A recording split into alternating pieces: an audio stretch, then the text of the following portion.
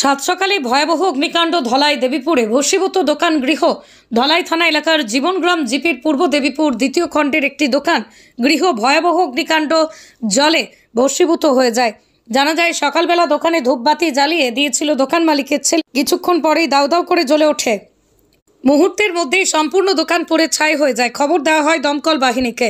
দমকল বাহিনী পৌঁছতেই সম্পূর্ণ দোকান পুড়ে ছাই হয়ে যায়।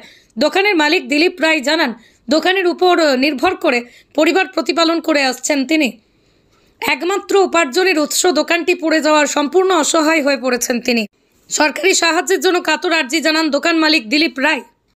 আমরা ভাত খাওয়াতে গেছিলাম আর বাচ্চাগণ কালকে পূজা দেওয়া হয়েছে আর মোমবাতি তো ফাটে জ্বালাইবার সময় ওরকম কিরকম ধরে লাইছে। মানে আপনারা কইতে পারেন না, কইতে পারি না। গরো কেউ আসলা না? না। তো কেমন যে ক্ষয়ক্ষতি হয়েছে? ক্ষয়ক্ষতি সব জ্বলে গেছে, সব জ্বলে গেছে। টাকা পয়সা সব জ্বলে গেছে। তো আপনারা আগুন লাগার পরে দমকল বাহিনীর কেমন করে খবর দিছে? ও তো ওদিকে পুলিশের গাড়ি যাইতে আসলো আর সে কইলো যে এটা জানি আমরা বেহুশ হয়ে গেছি। বেহুশ। তো মানে এমনি কেউর মানে ক্ষয়ক্ষতি হয়েছে না? যারা জানমালের ক্ষয়ক্ষতি হয়েছে না? জানমাল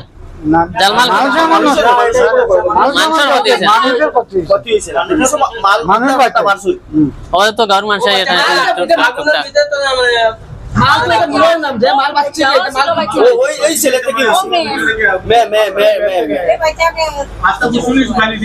মানে পূজা কালকে তো বিশ্বকর্মা পূজা, পূজার মানে গুনা দেওয়ার লাগে আপনারা সব আসলাই কেন?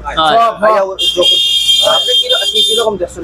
না, আমি ওই মাত্র আইলাম খালি। আপনি এখন আমি ওই মাত্র শুনি আইয়া আসলা মানে কেন আপনি আসলা? আমরা যতজন আছেন সব পাইয়া দেখলাম।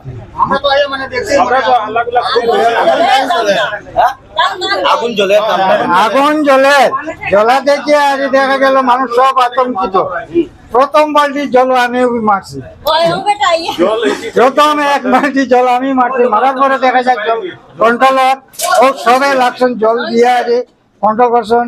এরপরে ফায়ার ব্রিগেড আইছে। সিলিন্ডার আছে সিলিন্ডার আছে দুইটা, একটা কোনো রকম ইয়ে করিয়া নিয়ে ইয়ে করা হইছে, আরেকটা বাদ ইয়ে করা হইছে, বার করা হইছে। সিলিন্ডার আমরা সব বাঁচাই। এক মালিক দিলীপ রায় অভিজিৎ রায় আপনার নাম দিলীপ দা। কিরকম হয়েছে দিলীপ দা?